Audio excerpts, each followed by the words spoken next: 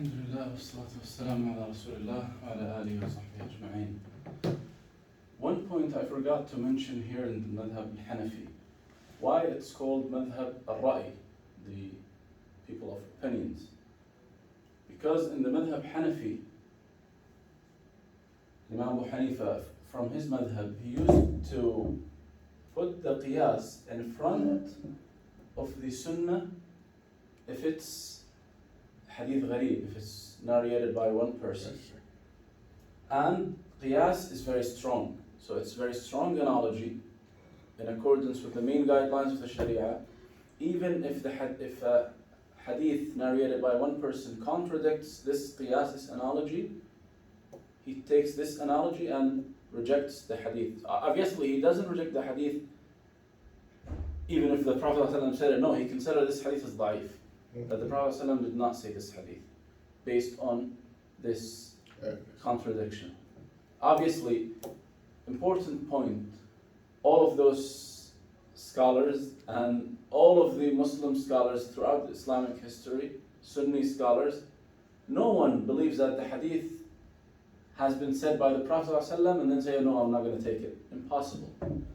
The only case that you reject hadith if you believe it's hadith da'if or it's fabricated or whatever, below da'if. But if you say this hadith sahih but I'm not going to take it, no one can say this. So, briefly, as I mentioned before, Salat Madhab al-Maliki, Quran and Sunnah and Ijma' and then Qiyas and then Amal Ahl al-Madina, what the scholars of Medina at the time of the Imam Malik agree upon. Then Qawl al-Sahabi, there is any opinion from any of the Sahaba. Then Shar'u man qablana, the Sharia, the rulings of the previous nations, previous religions. Not from their sources, from what Allah subhanahu wa ta'ala mentioned in the Quran or the Prophet mentioned in the Sunnah about the previous nations. Then Al-Masalih Al-Mursala. Al-Masalih Al-Mursala means it's the main benefits or the noble goals. And there are two main conditions for those Masalih Mursala. They must be decided by a qualified person. And second thing, they must be main, not private. General benefits, not private benefits. So no one can say, oh, because doing this thing is good for me, then it should be halal, because at the end, Allah subhanahu wa ta'ala wants the best for me. No, Sharia doesn't work this way. And this rule here does not apply if it's personal or private benefit. But if it's general benefit for all the ummah, and the person who got to decide this, if it's valid or not. And obviously, we talk here about Masalih Mursala, about any issue, we have nothing here before that. So it's very, very, very minor details. It's it's nothing from the main things of the Sharia. Then al-istihsan, as we explained. Istihsan, same thing. When you take the weaker analogy and you reject the closer analogy, to be in accordance with the main guidelines of the Sharia. Then Sadd al-Dhara'i'.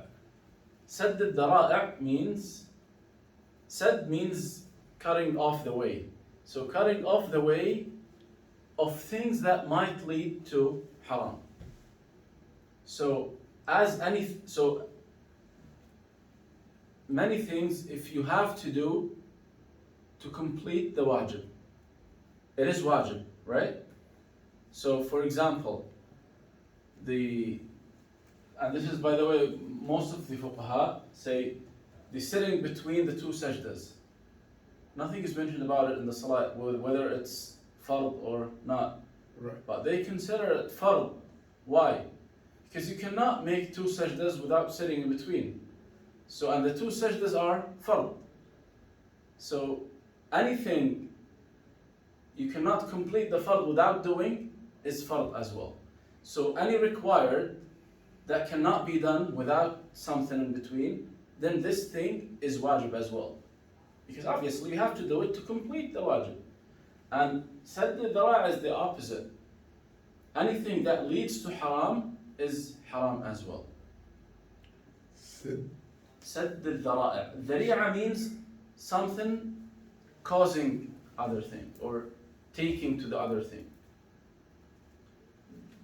Bringing closer to other thing.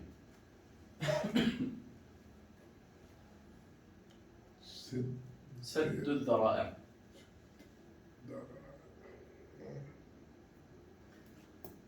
The last asl is al-istishab. Al-istishab is when you don't have anything mentioned about something. Then the original ruling remains as it is. So you cannot change any ruling unless, so istishab means you keep the original ruling. So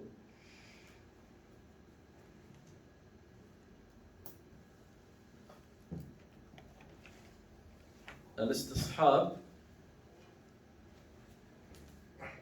So for example, if you cannot change the ruling of something if you don't have strong evidence, so the ruling will remain, whether it's halal or haram. So if halal remains halal, that's the original of thing. So for example, any kind of food, is it halal or haram to eat? Originally, it's halal. Right? If you have evidence to make it haram, this is istishab now.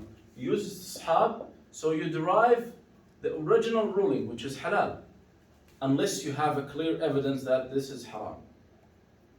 And vice versa, same thing. If something originally is haram, it cannot be halal unless there is a strong evidence.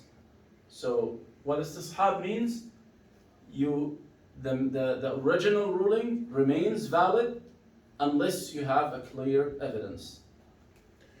Sorry, just briefly, I missed it when writing. Sidr al-dhara'. Sadd al-dhara' means anything that is leading to haram is haram as well. Oh, I see. So, which means, if we put it in other words, closing doors that lead to wrong or leads to haram. So any door leads to haram must be closed. That's sadd al-dhara', means cutting the way of haram off. Any way that's taken to haram should be cut it off. Yeah. Then madhab al-Shafi'i. So, and please note that madhab al-Shafi'i is the first madhab. The usul of the madhab is mentioned by the Imam himself of the madhab. So, same thing, Quran, obviously, and Sunnah. One more, sorry, before I start Shafi'i, I forgot to mention here. In the Sunnah, Imam Malik, of course, all of them agree that hadith sahih, whether it's mutawatir or ahad, with the exception when we said here, when the ahad hadith contradicts the qiyas, the madhab Hanafi. But in general, even Abu Hanifa, rahimahullah, he takes the hadith ahad. He uses the hadith of ahad unless it contradicts a strong analogy. But Imam Malik used to accept al-hadith al-mursal. If you guys remember in the hadith al-mursal means when the tabi'i, if the tabi'i says, قال رسول الله صلى الله عليه, he didn't see the Prophet صلى الله عليه وسلم, but he says, but Imam Malik has two conditions.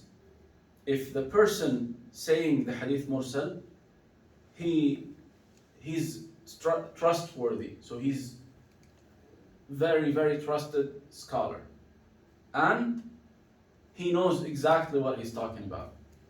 So he's trusted source, and he knows what he يعرف عمن يرسل.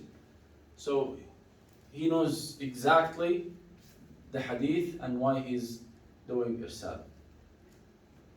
as we have given many examples. So Sayyid ibn Musayyib, for example, he used to narrate from Umar, but he was a little boy when Umar radiallahu anhu passed away. So, but all of his hadith an Umar were accepted. And another example, we said Ibrahim al-Nakha'i used to narrate from Abdullah bin Mas'ud. And he said, he didn't meet Abdullah bin Mas'ud. He's tabi'in, Ibrahim al-Nakha'i. He learned from the students of Abdullah bin Mas'ud. And he said, if I mention a person, it's from that person. And if I don't mention anyone between me and Abdullah bin Mas'ud, that means I heard from many of them. More than one of them. So Imam Malik used to accept the hadith mursal. That's why in his main book, Muwatta Imam Malik, there are many hadith. He says, Balaghani. Balaghani means reached to me. He doesn't mention any isnad. He said, Balaghani anna Rasulullah sallallahu alaihi wasallam did so and so. Balaghani anna Umar ibn al-Khattab did so and so. Obviously, he doesn't do this balagh out of nowhere. Reached to him from his teachers who are scholars, who are tabi'un. Okay? And many of those hadith mursala, later scholars found the links, found the chains, and they connected them. Because, remember one important point, that even though if, for example, Imam Malik says, Balaghani so and so, 1, 2, 3. He doesn't know the chain, okay, so he doesn't know the hadith. But he knows the ruling from that hadith, okay? The hadith could be from outside, not from Medina, because Sahaba spread all over the Islamic world. So the hadith could be in Iraq, could be, then later scholars who the hadith after that was served better and better and collected more and more, then they were able to, oh, this balagh that Imam Malik mentioned, it is the hadith that so and so said. So they wasal al-hadith, they connected the hadith. So most of those hadith mursala were connected by later hadith scholars. Then Imam al-Shafi'i. Imam al-Shafi'i is the first one, and by the way, all the scholars, not only Imam Malik and Abu Hanifa and before them, most of the scholars before Shafi'i used to accept hadith mursal. And we mentioned that in the hadith section. Imam al-Shafi'i is the first one to reject the hadith mursal. Say no, not anymore. Hadith mursal is not good. It's not going to be accepted. And Wallahu A'lam, in my opinion, because by the time for Imam al-Shafi'i, the knowledge, the science of hadith was served much more. And then there is no need to use hadith mursal anymore because it was connected anyway. So Imam al-Shafi'i used to use Quran and Sunnah and Ijma'. And then قول الصحابي إذا لم يعلم له مخالف. What does that mean? The opinion of the Sahabi, there is no any other opinion. So for example, if we have an issue, obviously nothing from the Quran, nothing from Sunnah, nothing Ijma'. This is also, some scholars call it al-Ijma' as-Sukuti, the silence consensus. So why? Because we have nothing from those, and then we have one opinion from one Sahabi. Let's, for example, Abdullah ibn Abbas said 1, 2, 3 about this issue. Okay, and we have nothing from all other Sahaba saying this is right or wrong. We have nothing. Then he considers this as an evidence. So you wrote al-Ijma twice. Oh, I mean here al-Qiyas. Okay. So maybe because I wasn't rushed. That's okay. al-Qiyas.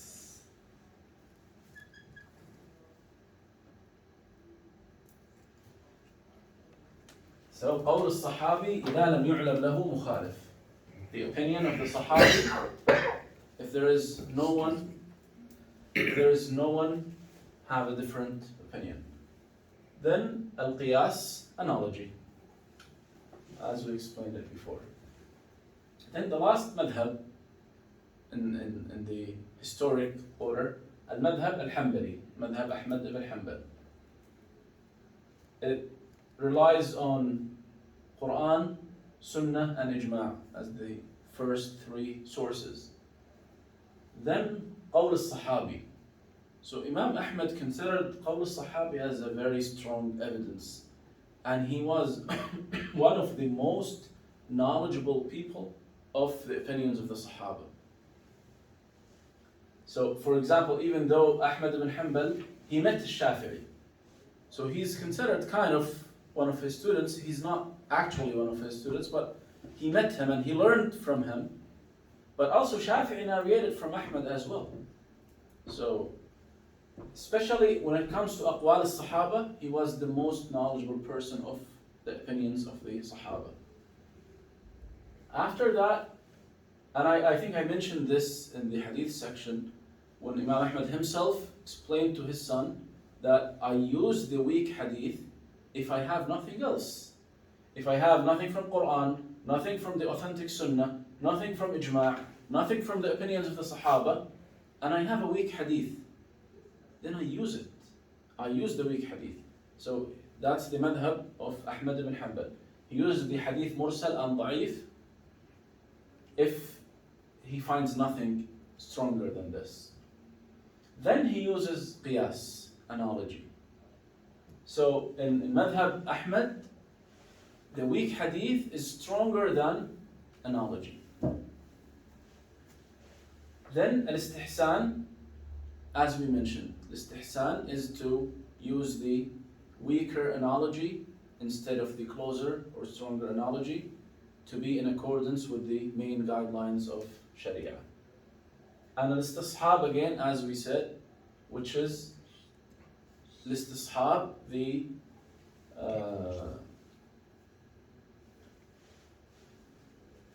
as we said, al-istishab, that the ruling remains as it is unless we have something to change it.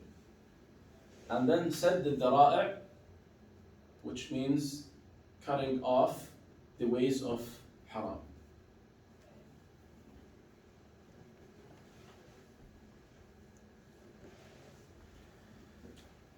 So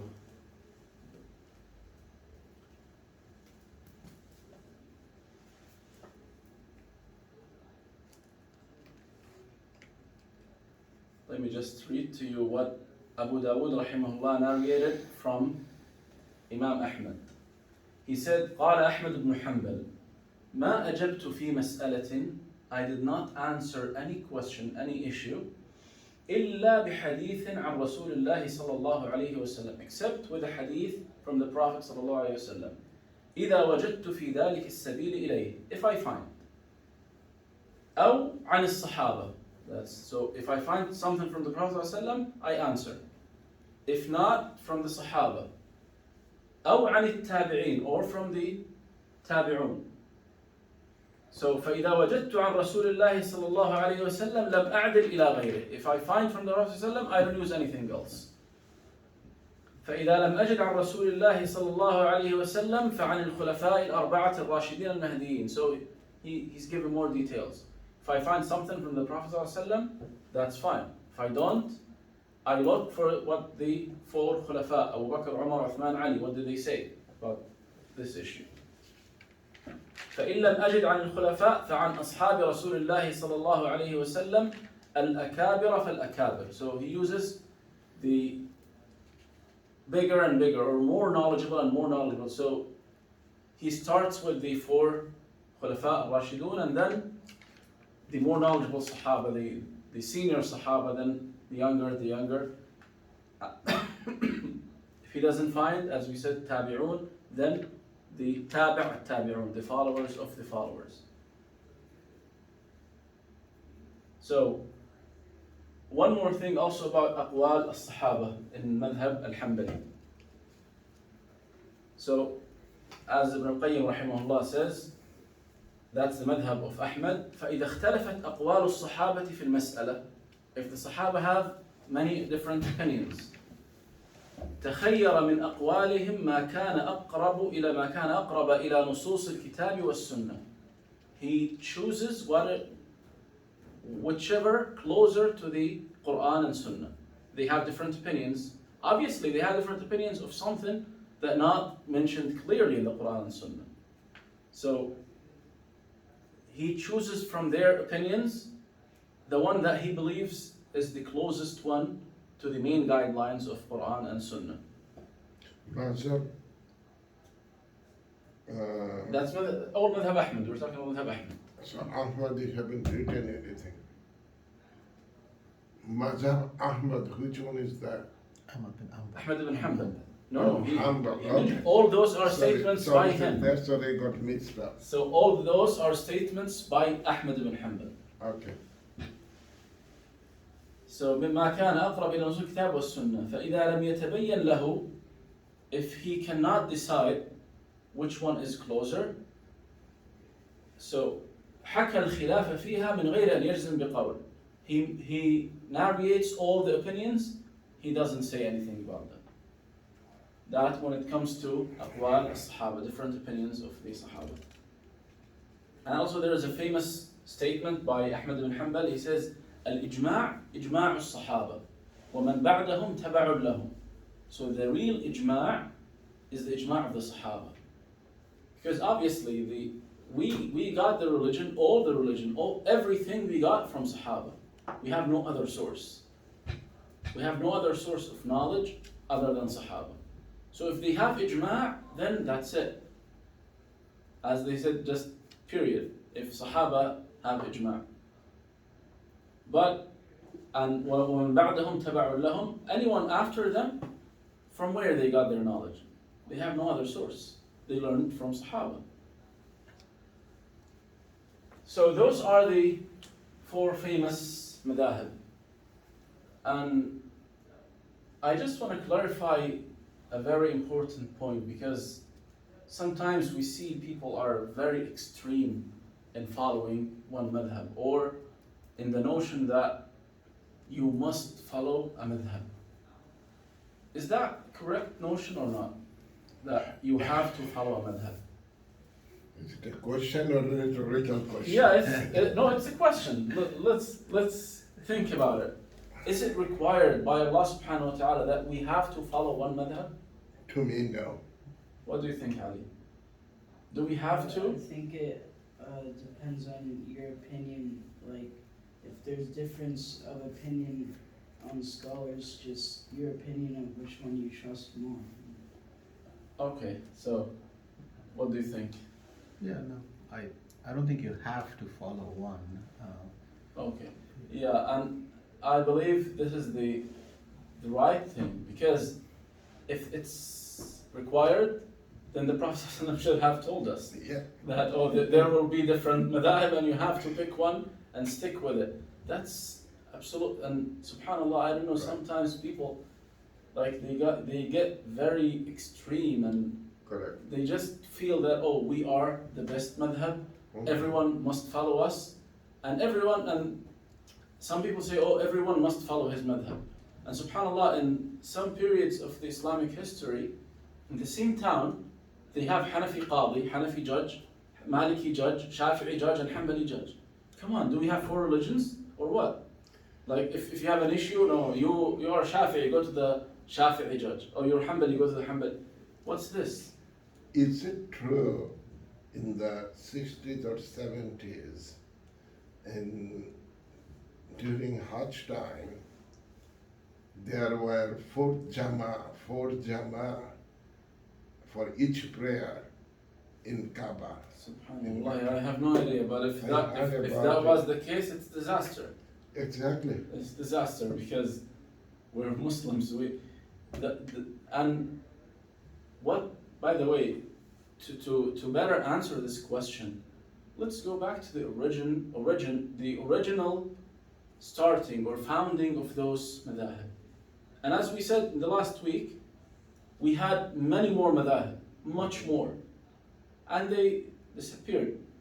We don't have all details about them. Correct. We have some opinions here and there, but we don't have the all full details for other than those four madahib. Mhm. So, how they started? Did any one of those great scholars said to his students, follow me? Absolutely not. All of them, they were the opposite.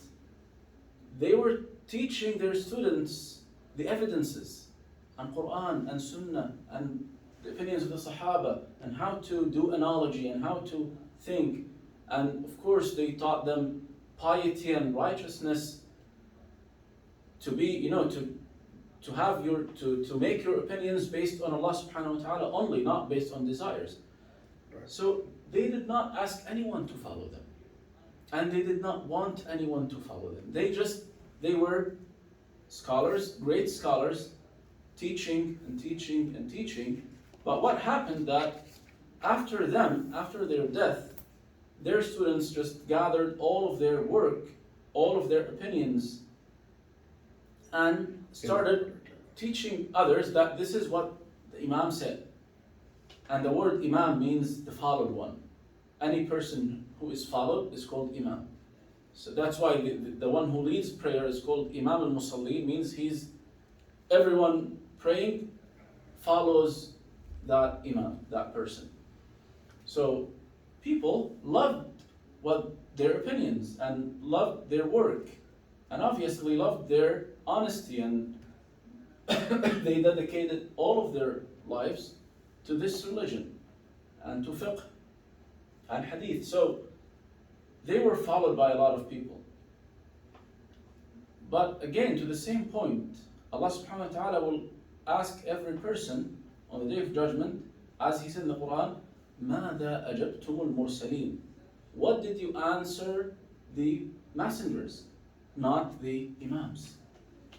If we change, then the Sunni madhab or the Sunni belief, which we believe is the right Islam, will be changed and dragged closer to the Shi'i philosophy. Right. If we just follow the Imams blindly, my Imam said 1, 2, 3, it is right. I don't have to think about it. And other Imam, no, he's misguided person. Then we're not on the right path if we think in this mentality.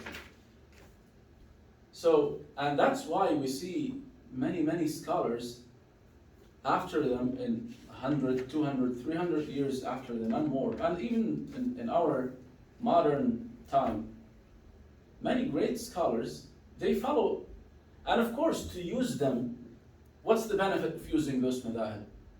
It's easy way to start learning fiqh. No one can start studying the 4 madahib at once. It's impossible.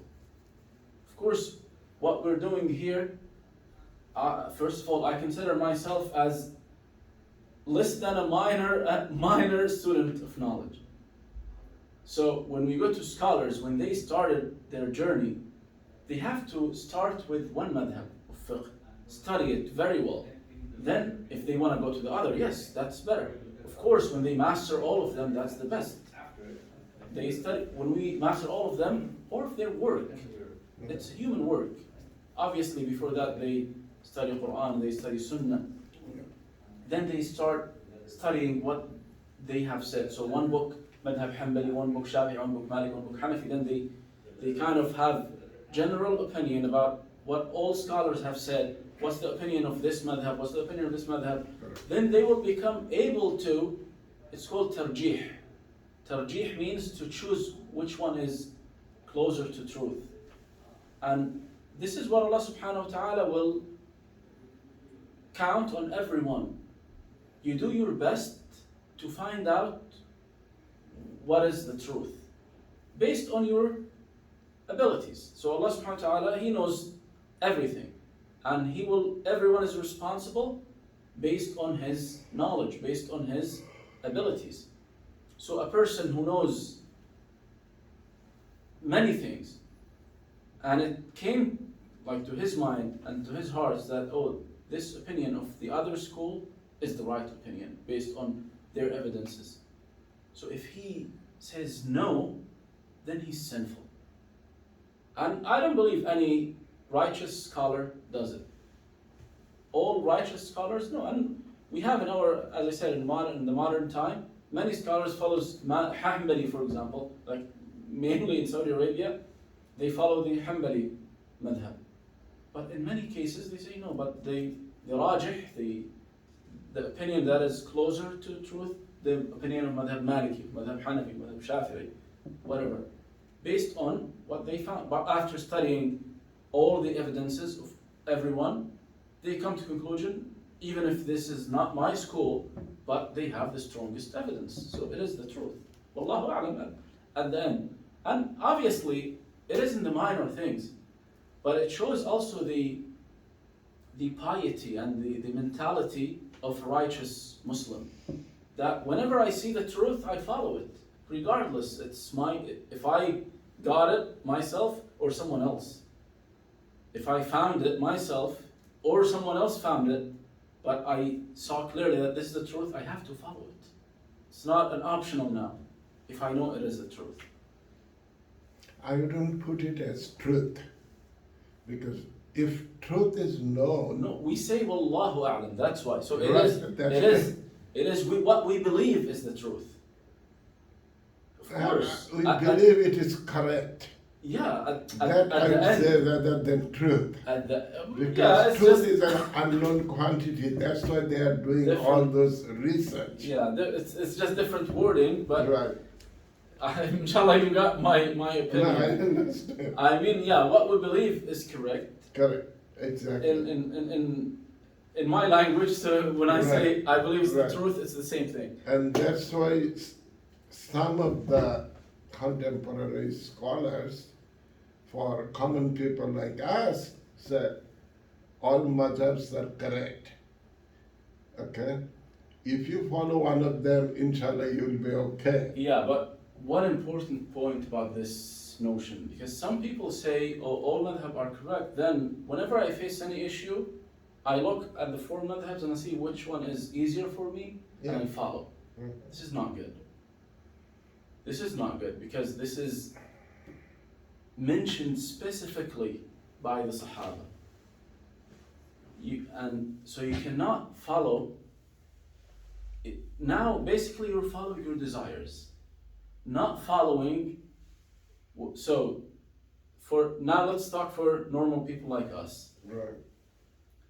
We have to have a trusted scholar. So 2 stages. If we are able to look at the evidences, read the evidences of every opinion, and then sincerely we put all our desires aside, what is easier for us, what we like, we put it aside. We look just the evidences, and if we are able to look at them and find out which one is stronger, then we should follow what we believe is stronger. That's the required sincerity. Let's say we're unable to do this process. Then, as Ali just said, our ijtihad, this is called ijtihad, by the way. Ijtihad, because I do my best to find out which opinion is correct. Okay? If I cannot look at the evidences, I'm unable, then what should I do? I should do my ijtihad, picking the trusted person who can look and say this is the closer to truth, or this is the correct opinion. Then I follow that person every time. Not when it's easy for me, I follow him, but when it's difficult for me, no, that person, I'll follow that person. Because, and the scholars have a really funny example. If you talk about marriage, for example, Abu Hanifa says you don't have to have a wali for the lady so she can marry herself without a wali, even though there was a authentic hadith saying, but there's more details about this issue. But he has one thing, and every madhab has different thing. So shuhud are not required. I think, if I'm not mistaken, in madhab Shafi'i, because if you're making the walima, the ishhar, then everyone is witness, right? Everyone is witnessing the wedding, so you don't have two shuhud, 2 witnesses. So if you pick one point from every madhab, then you negate all the requirements of marriage, right? It becomes nothing. Like nothing is required, then just go get married without anything. But no, it doesn't work this way. Because if you believe the opinion of Abu Hanifa is correct, then follow it completely. Don't pick and choose. That's the point. So when we said it's not required to follow one madhab, if you are able to look into the evidences. So if you have an issue, for example, let's say saying Bismillah ar-Rahman ar-Rahim. And I have examples, I've prepared 2 quick examples to see what's the differences and how they interpreted different things from the evidences. So the issue the issue of saying Bismillah ar-Rahman ar-Rahim before Al-Fatiha and Salah, it is required or not? I understand. So now, I can't say, like, just based on what is easy for me, it's not a big issue, right? It's Right. easy to say it and easy not to say it, but other issues might be more difficult. So, for this issue, every madhab have different opinion, and they rely on some evidences. If I'm able to look at the evidences and then say, Wallahu a'lam, Allah knows best, this is the right and the strongest evidence, this is the correct opinion, then I follow it. But if I'm unable, then I have to do my best research to pick scholar whom I can ask and I find his answers about those controversial issues, then whatever he believes is right, I'll take it from him because I trust him. Based on my ijtihad. So subhanAllah, this is, some scholars say, this is the door of ijtihad is very wide. The highest level of ijtihad is like those imams and their equivalents. Even if in our today, in modern world, some scholars, of course not at their level, but they are able to look into Quran and Sunnah and then find the answer, give you the answer. This is the highest level of ijtihad. And the lowest level of ijtihad, to do your best to pick the right person to follow, to pick the right scholar to follow, not a regular person like me. So you should pick a scholar to follow. Okay? So, do you want to say something? Yeah, I just wanted to make a comment. تفضل. Once you decide on a specific issue, like you said about the marriage, okay? On that issue, there are several other things related. So if you say, I want to follow the Hanafi one, follow the complete thing from the Hanafi one. Do not take part from Hanafi, part from Shafi, part from other. That, what is my opinion? Just like say inheritance distribution, especially when it gets into the much finer detail, whether the grandfather should inherit under a certain condition or the others, etc. So if you follow one thing, one madhab's rule, and once you follow one madhab's, my position is that it's okay as long as you are following that madhab's ruling. Yeah, of course.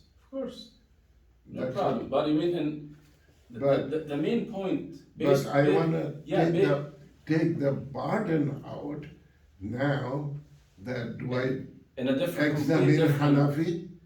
Did I examine the Malikis or Shafi before I depended on Hanafi mazhab, say in certain case?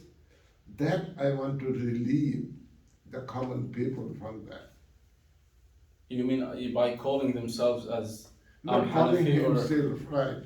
Now, as I said in the marriage example, did I do my istihad to compare Hanafi, Shafi, Maliki, etc.? Then I said, okay, I will do the Hanafi one for my daughter's marriage. if you're able to, why not?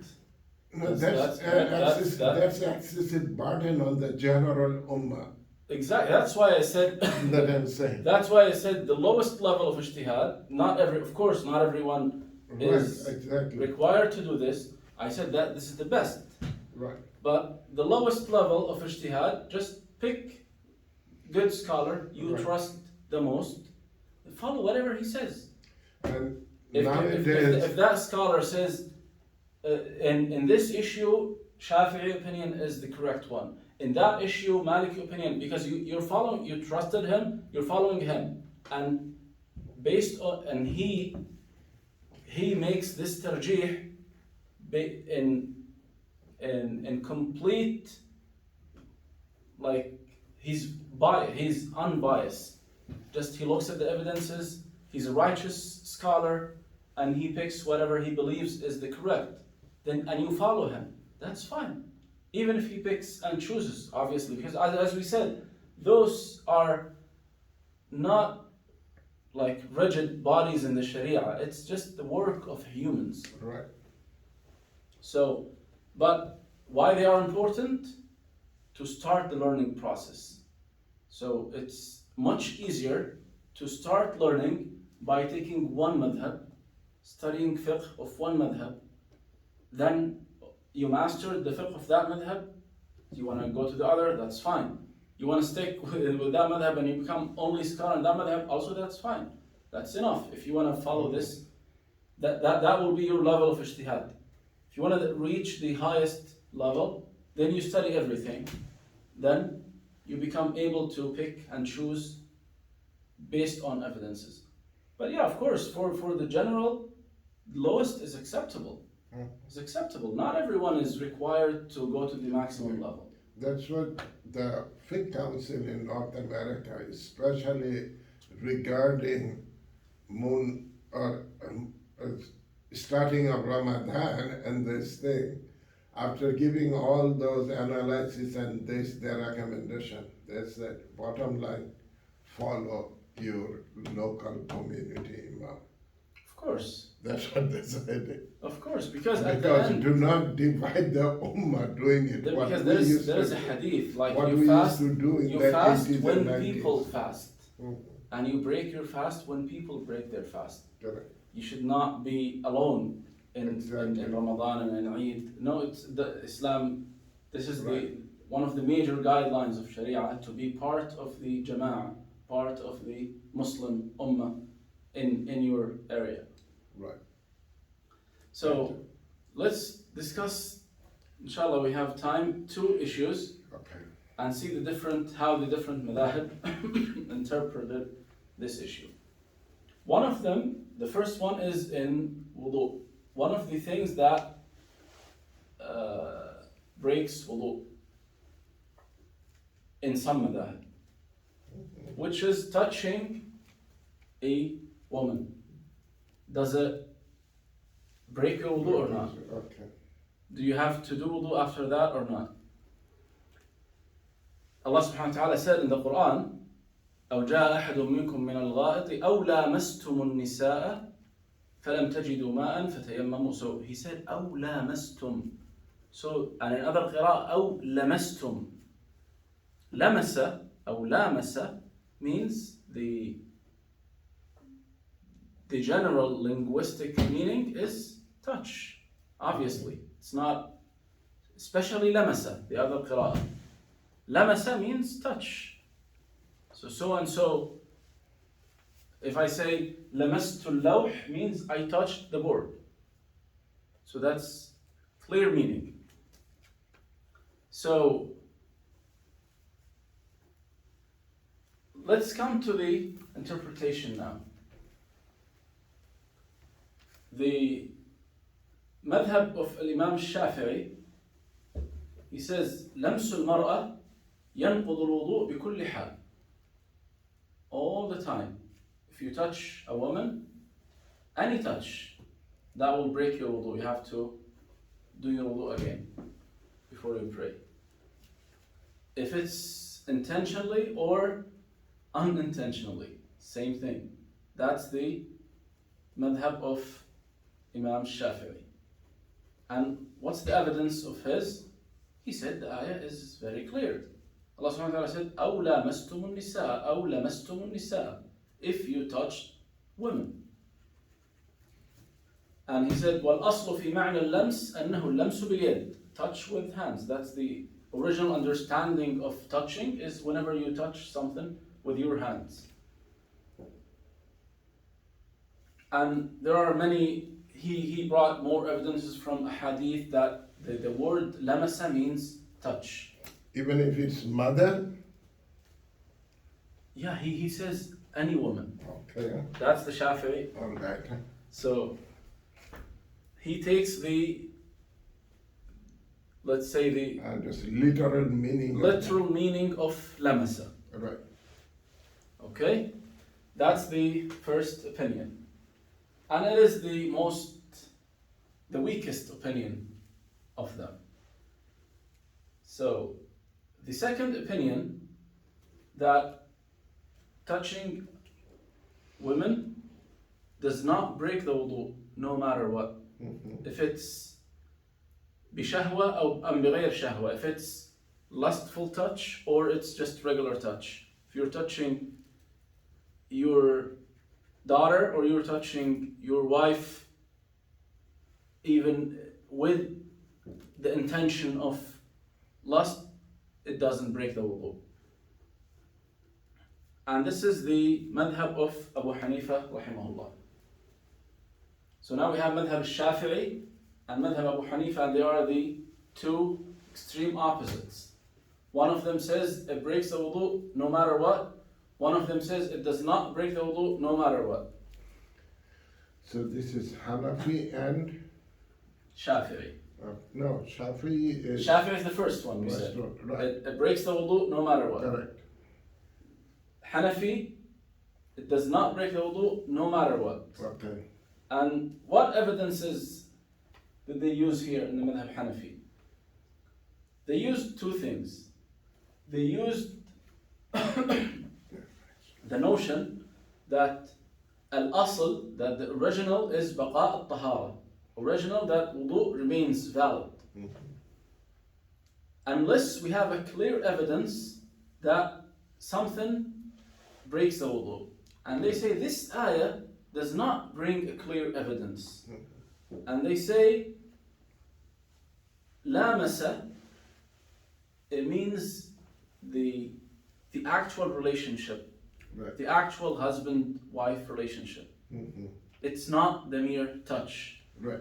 They say they interpreted this ayah as lamastum, and there's one problem. The other qira'ah says lamastum. So they say lamastum, it's just Arabic language debate now, because they say lamasa means fa'ala. And anything on this weight, fa'ala means someone did Action. something with someone else. It's kind of interaction. So they said the action of touching is not interaction. Just someone doing the action. The other person is not doing anything. Mhm. But the full relationship is interaction between two parties. So they said this is lamasa, but the other qira'ah says lamasa. So they said, and they brought many other hadith that Aisha radiallahu anha narrated that the Prophet ﷺ was praying and he touched her and she touched him. But also those hadith are not clear cut if they touched skin by skin. Could be above, because no one says anything above Right. clothes that's not touch at all. Even Shafi'i doesn't say it is a touch. I see. So those hadith are clear. For example, Aisha radiallahu anha قالت, that's in Bukhari, كنت أنام بين يدي رسول الله صلى الله عليه وسلم ورجلاي في قبلته فإذا سجد غمزني فقبضت رجلي فإذا قام بسطتهما. She used to sleep and her legs in front of the Prophet ﷺ, he's praying. Right. Whenever he wants to make sujood, he just touched غمزها, means he touches her like this and she pulls her legs and he makes sujood. Whenever he goes up, she puts them again. So And then during Etikaf, she used to comb Prophet's hair. yeah, they mentioned, of course, many, and I'm just giving the One of maximum brief. There are many evidence, even Shafi'i, they mentioned so many things. I see. So if you want to study the issue deeply, you have to study many pages and pages and pages for the 4 schools. Okay. What the other two says. Yeah, let's go now to the other 2 madhahib. which is Hanbali and Maliki. Right. They had extra details about it. They said it depends because they couldn't accept the Shafi'i nor the Hanafi. Because they said both are not very accurate because obviously touching your daughter or your mother should not have anything to do with wudu. It's completely unrelated. So they said the details is that based on that action. If it's lustful touch, it breaks the wudu. If it's not, it does not break the wudu. Even if it's to your wife, but it's just normal, like you're shaking hands or just even kissing on the head, for example. It's not, it's just normal action. It has nothing to do with the feelings, with the lustful touch. So they said this does not break the wudu. And what breaks what breaks the wudu is the lustful touch, which is any touch that has the intention or the feeling of the actual relationship. And in my humble opinion, the third opinion is the right one, because the ayah is very clear, أو لمستم, but also the context of the ayah indicates it's not the mere touching, it's touching that has other consequences. So in this issue, for example, if you say, oh, I did my research and I follow scholar so and so, and the scholar whom you trust said the Hanafi opinion is the right opinion, then just follow him, that's fine. I can't come to you and say, no, look, fear Allah subhanahu wa ta'ala, what you're doing is not correct. I can't say this, because first of all, there is no clear-cut evidence.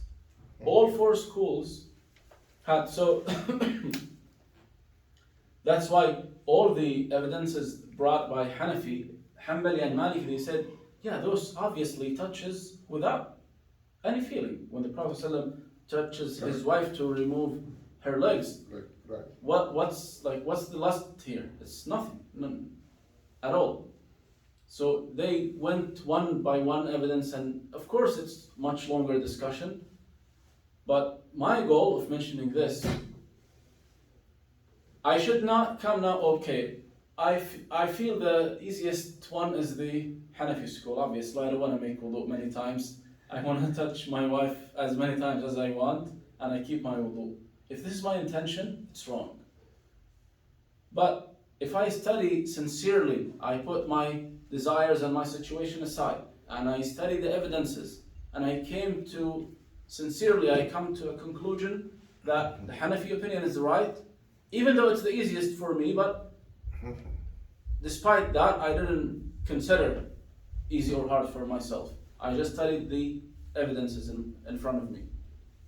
That's fine. Whatever opinion I come as a truth or as the correct opinion, I can follow it. But as I told you, the dangerous thing is that to say, okay, I want to look which one is easier. Because this mentality is not good in itself. As like many people say, for the issue of jam' between combining prayers. Many people, not many, if you consider the Muslim scholars throughout the Islamic history, not more 3 to 5% of scholars said you can combine, wallah, even maybe less than that, this percent. You can combine without a reason. The vast majority of scholars said, of course you cannot combine without a reason. And those minor, not minor in knowledge, minor in numbers, less number of scholars, Right. said this opinion, they relied on hadith in Sahih Muslim. It's authentic. Everyone agrees that this hadith is true, but it's just different understanding. The hadith in Sahih Muslim, an Ibn Abbas. And Ibn Abbas said, they asked Ibn Abbas that about combining, and he said the Prophet ﷺ did combine the prayers without rain nor travel. So neither rain nor travel. And then they asked him why? Why did he do this? He said, أراد ألا يحرج أمته. So he wanted to lift the haraj on the ummah. Haraj means the severe hardship. He wanted to make it easy for his ummah. What does that mean? Those scholars said, the much less in number, they said that means whenever you want, but don't make it a habit to combine all the time. Just once a while, if you do it, that's fine. But the vast majority of scholars said no, of course you cannot. And the explanation of the Prophet ﷺ did combine without rain and travel. Ibn Abbas mentioned the reason in the hadith. He wanted to lift the severe hardship on the ummah. So whenever you want, there is no hardship.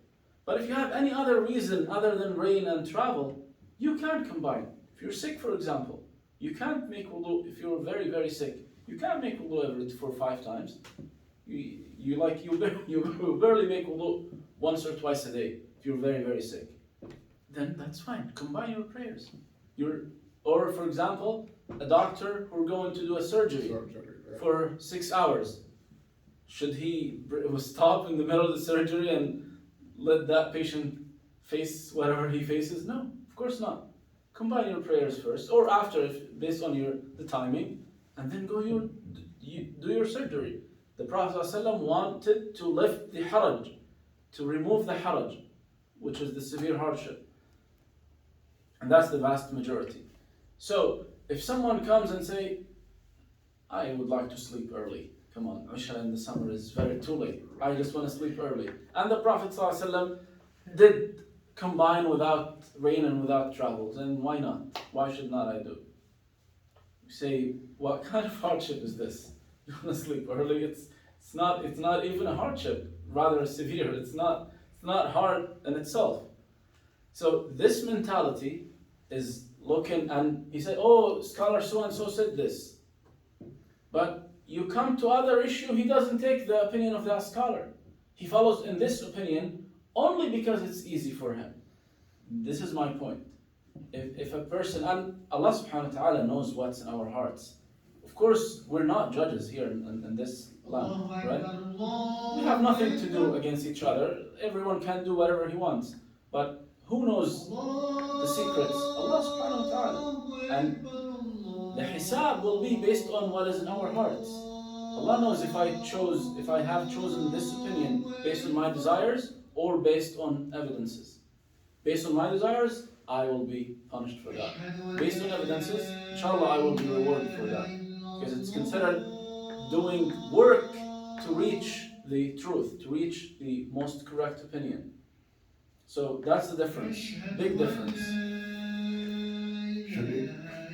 Yeah, no, after Adhan, inshallah, we'll continue. Just another example Actually, okay. before we finish, inshallah. Yeah, I don't want to take your time now. No. I have different We can opinions. discuss after Right. Salah, no problem. We have different opinion about some of the mosques jump into combining prayer. Just little bit of rain. I have Of course, that's difficulty, not- especially in this country. Rain Doesn't with the stop. car and everybody's coming with the car. It doesn't. And rain doesn't stop like most of the year. Exactly. Almost every week. And especially when it's light rain. I agree with you. Exactly. If it is a storm, I understand. Even Don't scholars say- said, Right. what is the limit? Because you cannot leave it open. Exactly. This is the ijtihad now. It's not mentioned specifically in the Quran and Sunnah what is the definition of rain. Right. Now the ijtihad word. And And they said, based on the narrations we have and the description of the rain and the wet land they used to have after rain, Yeah. we know that is strong rain. It's not light rain. So what's the limit? Some scholars gave a very good definition. The rain that if you walk outside, you have to change your clothes. That's a rain you can combine now. And by the way, also combine in the masjid, not in the house, because many people think, oh, it's raining, I'll combine at home. Why? Yes, Like yes, you're not going outside anyway. You cannot combine. Home, just pray on time, that's it. Right. Yeah, I agree. Of course, if you go to the Hanafi madhab, there is no combining at all. Correct. Which is, They it's the said weakest. only at what time Quran said you can do it. Yeah. It's very weak opinion because there are Right. so many evidences Correct. from Quran, from Sunnah, from Sahaba, many other opinions say you can combine in certain situations. Right. So the other example is saying Bismillah ar-Rahman ar-Rahim before the Fatiha in the Salah.